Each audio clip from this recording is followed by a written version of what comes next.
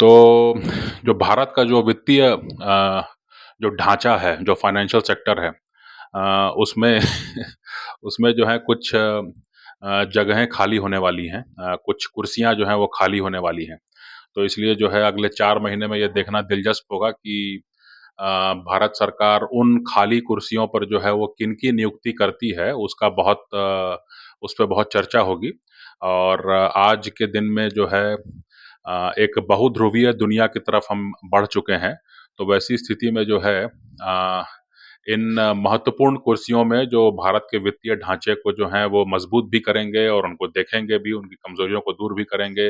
America और चीन के मुकाबले जो है वो नीतियों को भी तय करेंगे और तमाम जो प्रोपेगेंडा होता है भारत के खिलाफ उसको भी कहीं न कहीं जो भारतीय वित्तीय सेक्टर को जो निशाना बनाया जाता है उसमें भी जो है कहीं न कहीं इनको नियंत्रण रखना होगा। तो इन महत्वपूर्ण जो कुर्सियाँ हैं इन पर नज़र रखनी होगी। तो शुरुआत करते हैं कौन-सी कुर्सियाँ हैं जो खाली होने वाली हैं और उनमें कौन-कौन संभावित हैं, उसके बारे में अगर कोई जानकारी दी होगी तो वो भी हम देखेंगे, है ना? तो पहले जो है शक्तिकांत दास जो कि आरबीआई गवर्नर हैं। ये 2018 दिसंबर 12 को जो है इन्होंने कार्यभार सँभाला था और 2021 में जो है इनको 3 साल का जो है एक्सटेंशन मिला था। तो अब जो है इस प्रकार जो है शक्तिकांत दास जो हैं, वो सबसे लंबी अवधि तक आरबीआई गवर्नर रहने वाले व्यक्ति बन चुके हैं भारत के इतिहास में, ठीक है? तो अब जो है ये है कि दिसंबर की मॉनेटरी पॉलिसी रिव्यू जो है, वो हो सकता है कि शक्तिकांत दास उसके बाद में कुर्सी छोड़ दें, आरबीआई गवर्नर का, है ना? तो ये भी जो है माना जाना चाहिए कि शक्तिकांत दास के कार्य जो उनका जो अम, जिस समय वो कार्यभार सँभालते रहे, उस समय जो है भारत जो है वो डिजिटल जो पेमेंट सिस्टम है उसमें काफ़ी आगे बढ़ा और कोरोना के दौरान भी जो है, इनकी सेवाएँ जो हैं वो भारत को मिली हैं, है ना? तो अभी जो है अच्छा सेंट्रल बैंक डिजिटल करेंसी जो है, ये भी एक बहुत ही एक बड़ी पहल है। इस बड़ी पहल को लेके कुछ बातें भी उल्टी-सीधी कही जाती हैं। इसको लेके कुछ विवाद भी है, लेकिन इसके बारे में भी जो है पहल शक्तिकांत दास के ही जो है कार्यकाल में हुआ है।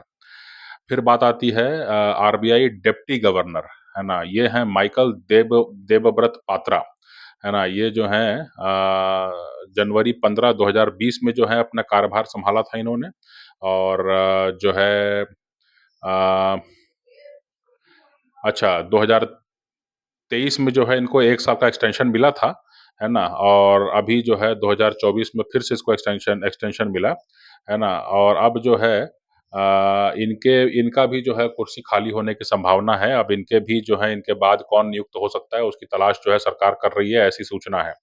फिर बात आती है सेबी चेयरपर्सन की, है ना? सेबी आपको मालूम है कि सभी जो मार्केट्स हैं, जो शेयर मार्केट वगैरह है, इस पर नियंत्रण रखने के लिए इसकी रेगुलेटरी बॉडी के रूप में जाना जाता है सेबी। तो माधवीपुरी बुच जो हैं, जो कि अभी हाल में कुछ खबरों में रही हैं, ये 2022 की मार्च को जो है इन्होंने कार्यभार सँभाला था और इस प्रकार ये पहली महिला बनी थी और एक निजी क्षेत्र से एक पेशेवर व्यक्ति, जो कि इस पद पर बैठा था, है ना? और इसके बाद जो है सेबी ने जो है कई कुछ नए उन्होंने प्रयोग भी किए थे, जैसे कि फास्टर सेटलमेंट साइकिल जो है उसके बारे में कुछ प्रयोग किए थे, है ना? जो कि इनिशियल पब्लिक ऑफरिंग और सेकेंडरी मार्केट्स में जो है उसको काफ़ी अच्छा माना गया, है ना? तो अब जो है ये जो है इनका भी कार्यकाल जो है वो अब समाप्ति की ओर है और चर्चा इस बात को लेकर है कि क्या इनको कार्यकाल का विस्तार मिलेगा, एक्सटेंशन मिलेगा या फिर इनका कार्यकाल जो है वो खत्म कर दिया जाएगा, किसी और की तलाश होगी, है ना? फिर बात आती है आपके आईआरडीएआई जो इंश्योरेंस का जो रेगुलेटरी बॉडी है, उसके चेयरपर्सन की बात भी है। ये भी कुर्सी खाली होने की संभावना है।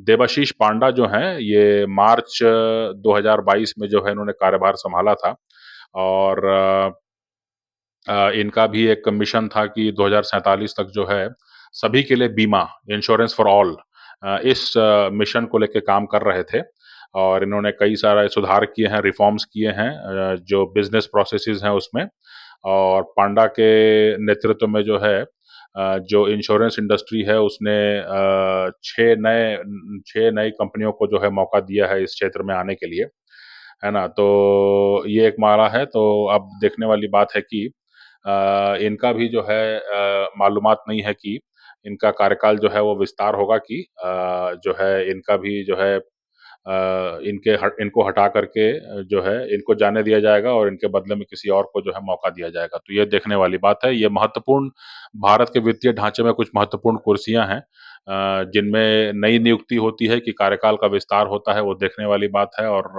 जिनको भी लाया जाएगा, उसको उसको उसको देख कर के, उनके बारे में जान कर के, उनके इतिहास और उनके रुझान को देख कर के जो है भारत सरकार की नीतियों के बारे में और भारत सरकार किस तरफ जाना चाह रही है, किन मुद्दों पर जो है वो अ, किन मुद्दों को महत्व देना चाह रही है, उन मुद्दों पर जो है उसके बारे में समझ जो है बनेगी मार्केट में भी।